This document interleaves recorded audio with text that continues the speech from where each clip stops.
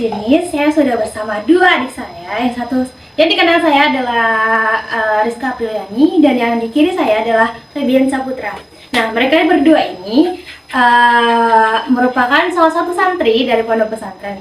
Nah, di sini saya akan menanyakan perihal apa saja yang mereka dapat di pesantren. Buat Bian, apa saja sih yang kamu belajarin di pesantren? Kitab Safinah dan Tasrif. Nah, kenapa itu harus belajar kitab Safinah dan Tasrif? Karena Safinah dan Tasrif itu menggunakan bahasa Arab yang sering digunakan kepada kanjeng Nabi Muhammad, dan Al-Quran juga menggunakan bahasa Arab. Karena itu saya bisa belajar kitab yang ada di pondok pesantren Irsyadul Kibar. Kalau misalnya Rizka, apa yang dipelajari di pesantren? Kalau saya sih ngambilnya di jurusan Al-Quran. Oh, Al-Quran. Kenapa sih kita harus belajar Al-Quran?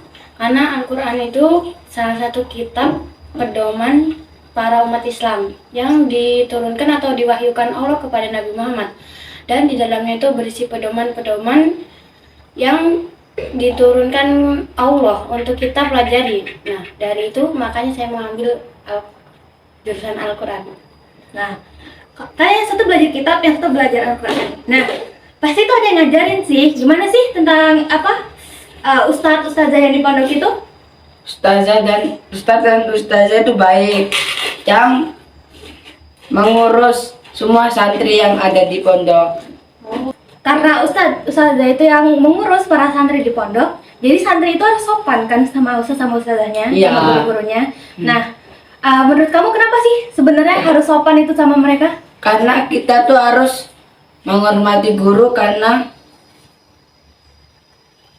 ilmu itu didapatkan dengan guru. Guru itu harus kita sopankan, kita harus takdimi, karena ilmu itu didapatkan dengan guru. Karena itu saya harus belajar dengan guru.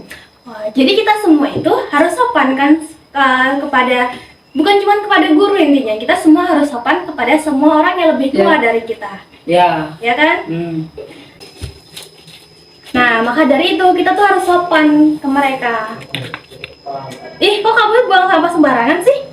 Emang kenapa sih kita tidak boleh membuang sampah sembarangan? Asal kamu tahu ya, dengan kita membuang sampah sembarangan, itu kita sudah mencemari alam.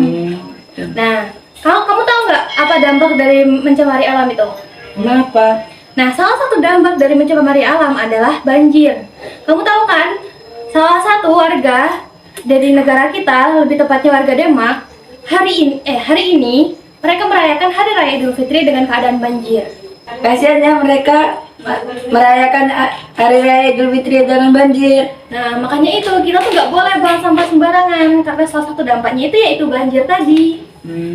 Terus gimana dong caranya kita biar bisa bantuin mereka yang lagi banjir sekarang? Nah, ya cara kita membantu mereka, bukti bahwa kita peduli dan misal kita kasihan ke mereka, kita bisa nih melakukan donasi ke mereka. Sekarang banyak kan platform sosial yang mengadakan donasi secara online. Kita tinggal transfer ke mereka biar mereka salurkan kepada warga-warga bencana tadi. Nah, selain itu juga kita bisa nih membantu mereka dengan doa. Nah, kita bisa mendoakan mereka agar mereka sehat dan baik-baik saja di sana. Nah, Terus gimana cara menanggulangi atau mencegah banjir itu?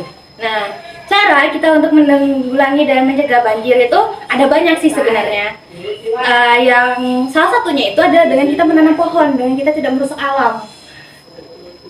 Nah, contohnya kalau misalnya kita menanam pohon itu, kita tuh buat inflasi di bumi ini.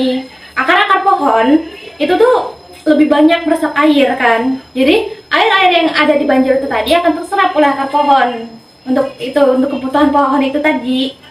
Nah, terus habis itu dengan kita menanam pohon juga itu kita bisa mengurangi erosi tanah. Dan dengan kita menanam pohon juga kita tuh bisa mencegah bencana alam yang lainnya, misalnya longsor.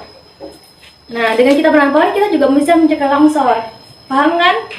Jadi mulai hari ini kita nggak boleh buang sampah sembarangan dan kita harus mencintai alam dan menjaga alam kita dengan sebaik-baiknya.